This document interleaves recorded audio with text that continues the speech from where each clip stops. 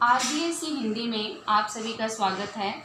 आज हम वीर रस के कवि भूषण अध्याय 5 का अध्ययन करेंगे। भूषण का जन्म सन 1613 ईस्वी में हुआ। इनकी मृत्यु सन 1715 ईस्वी में हुई। रीतिकाल की श्रृंगार प्रधान काव्य सरिता में वीर रस की प्रबल धार बहाने वाले कवि भूषण का जन्म उत्तर प्रदेश में कानपुर के टिकवापुर गांव में हुआ था। उनके पिता रत्नाकर त्रिपाठी थे। इनका मूल नाम घनश्याम था तथा भूषण इनकी उपाधि है। इन्हें छत्रपति शिवाजी तथा छत्रसाल महाराज के दरबार में विशेष सम्मान प्राप्त हुआ। कवि भूषण की रचनाओं में शिवराज भूषण, छत्रसाल दशक, शिवा बावनी, भूषण हजारा व भूषण उल्लास आदि का उल्लेख किया जाता है। उनकी सर्वाधिक प्रसिद्ध रचना शिवराज भूषण है। भूषण की रचनाओं में राष्ट्रीयता की भावना, वीरता के उद्गार व ओज गुण का वैशिष्ट्य है। कवि की वाणी देशवासियों के लिए आज भी प्रेरणादायी है। प्रस्तुत पाठ में कविवर भूषण के 5 कवित्व लिए गए हैं। शिवाजी जब युद्ध के लिए प्रस्थान करते हैं तो संसार भर में खलबली मच जाती है। धूल के गर्द में सूर्य तारे जैसा लगने लगता है। समुद्र थाली में रखे पारे की तरह प्रतीत होता है। औरंगजेब के दरबार में समुचित सम्मान न पाकर क्रोध से उबलते शिवाजी का रौद्र लाल मुख देखकर औरंगजेब का जो मुख है वह काला व उनके सिपाहियों का मुख भय से पीला पड़ जाता है। शेषनाग विधाता व यमराज के दायित्वों को असल में तो शिवाजी ही निभाते हैं। शिवाजी का शत्रुओं पर आधिपत्य ऐसा है जैसे इंद्र का जंभासुर पर, वड़वानल का सागर पर, राम का रावण पर, वायु का बादलों पर, शंकर का कामदेव पर, परशुराम का सहस्त्रबाहु पर, दावाग्नि का चीतों पर, चीते का मृग समूह पर, शेर का हाथियों पर, प्रकाश का अंधकार पर व श्री कृष्ण का कंस पर। इसी प्रकार कवि शिवाजी की तुलना गरुड़, सिंह, इंद्र, बाज एवं सूर्य से करता है। कवि मानता है कि सूर्य के समान नवखंड भूमंडल पर सर्वत्र शिवाजी का वर्चस्व है। आज हम वीर रस के कवित्व के अंतर्गत जो पहला कवित्व है वह पढ़ते हैं।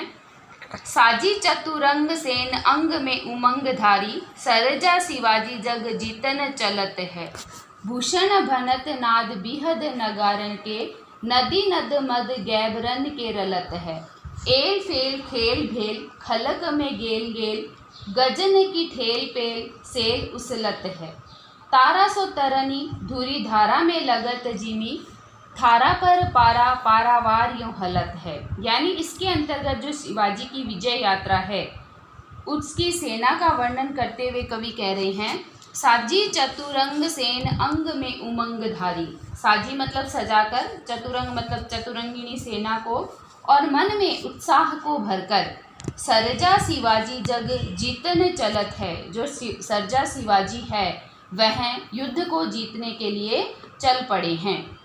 भूषण भनत नाद बिहद नगारन के, भनत मतलब कहना और विहद मतलब अत्यधिक। यानी इसमें भूषण कह रहे हैं कि नगाड़ों की जो आवाज़ है वो आ रही है, नगाड़े बज रहे हैं। नदी नद मद गैबरन के रलत है, और चारों तरफ जब चतुरंगिनी सेना चलती है तो उनके स्थल से जो द्रव बह रहा है हाथियों के झुंड से, उससे नदी नाले बन गए हैं। एल फेल खेल भेल खलक में गेल गेल, यानी चतुरंगिनी सेनाएं इधर उधर जल्दी जल्दी चल रही है और चारों तरफ आवाज़ें आ रही है, बहुत भीड़ है। गजन की ठेल पेल सेल उछलत है, और जब हाथियों का झुंड चल रहा है तो ऐसे लगता है कि जैसे मानो वह पर्वतों को भी उखाड़ देगा। तारा सो तरनी धुरी धारा में लगत जिमी, यानी सूर्य जो है वो धूल के कारण तारे जैसा दिखाई देने लग गया। यानी इतने जब सेना, चतुरंगिनी सेना जब चल रही है तो पृथ्वी से आकाश की तरफ इतनी धूल उड़ रही है कि सूर्य जो है वह भी तारे के समान दिखाई देने लग गया है। थारा पर पारा पारावार यूँ हलत है, और जो समुद्र है यानी समुद्र का जो पानी है वो ऐसे लगने लग गया है जैसे कोई थाली में पारा हिल रहा हो। कहने का अभिप्राय ये है कि शिवाजी की जो विजय यात्रा है, उसकी जो सेना है, उसकी विशालता का वर्णन कहते नहीं बनता। यानी इसके अंतर्गत वीर रस और ओज गुण का प्रयोग किया गया है। आगे देखिए, सबन के ऊपर ही ठाडो रही बेके जोग, ताही खरो कियो 6000 के नियरे। यानी शिवाजी के शौर्य का वर्णन करते हुए और शत्रु पक्ष के भय का वर्णन करते हुए कवि भूषण कहते हैं, सबन के ऊपर ही ठाडो रही बेके जोग। यानी शिवाजी जो है वो सब राजाओं से ऊपर खड़े रहने के योग्य थे। ताही खरो कियो 6000 के नियरे, लेकिन औरंगजेब ने उन्हें जो 6000 राजा है यानी जो छोटे राजा हैं उनके साथ उनको खड़ा कर दिया।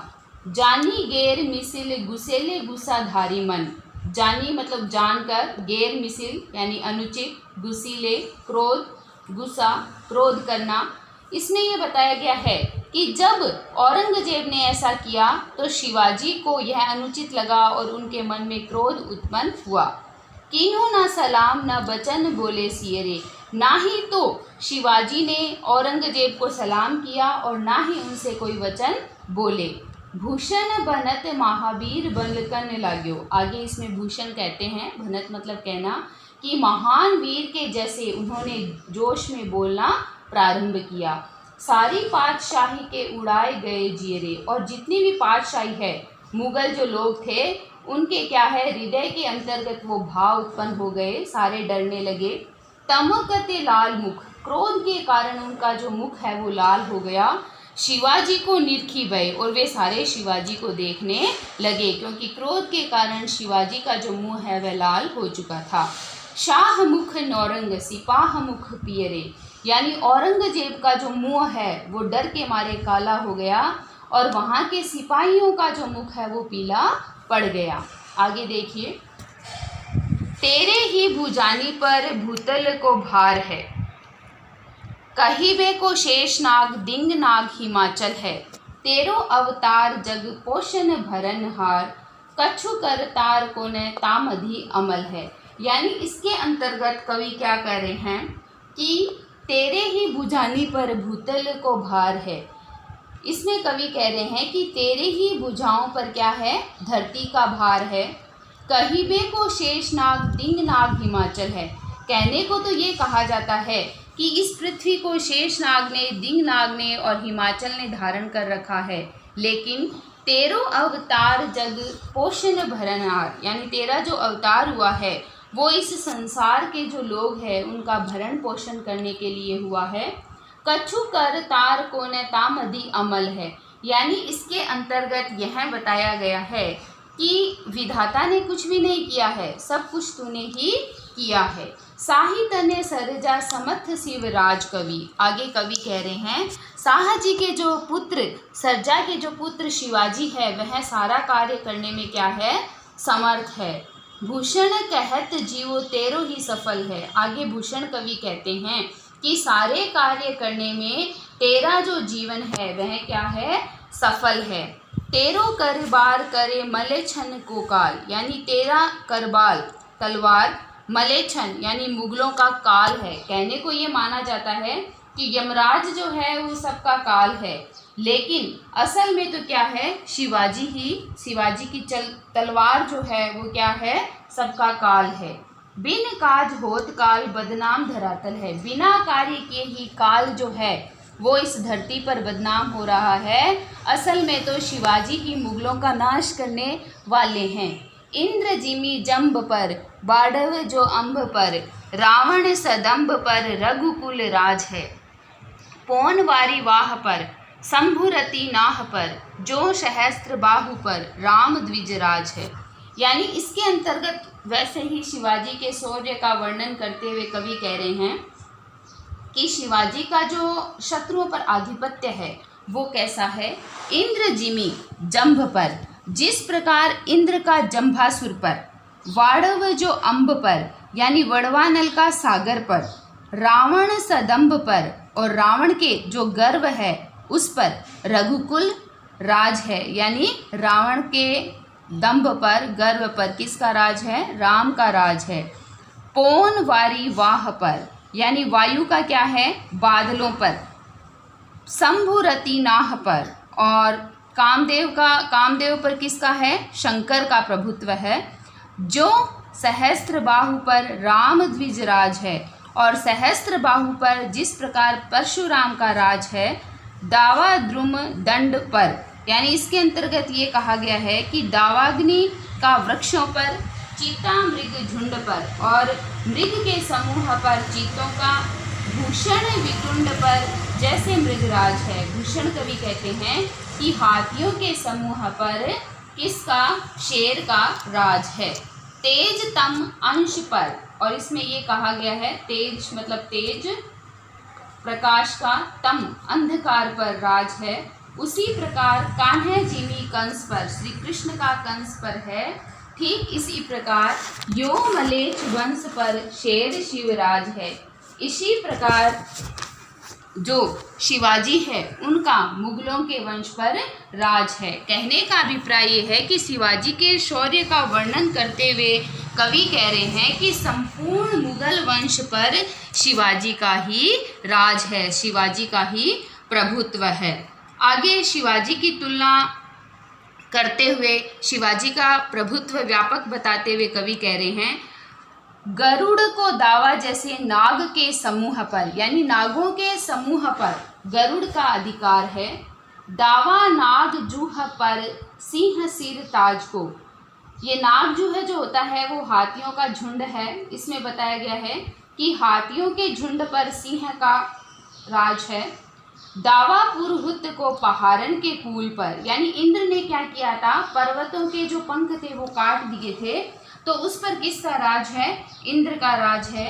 दावा सबे पक्षी के गोल पर बाज को, आगे ये कहते हैं कि सभी पक्षियों के झुंड पर बाज का राज है। भूषण अखंड नवखंड महिमंडल में, आगे भूषण कवि कहते हैं कि जो सूर्य के समान नवखंड भूमंडल है उस पर, तम पर दावा रवि किरण को राज है, यानी तम पर, अंधेरे पर सूर्य की किरणों का क्या है? राज है। पूर्व पच्छाह देश दक्षिण ते उत्तर लो, यानी पूर्व से पश्चिम तक और दक्षिण से उत्तर तक सब जगह है। सारी पातशाही तहाँ दावा शिवराज को, संपूर्ण मुगलों का शासन है, वहाँ तक शिवाजी का प्रभुत्व है।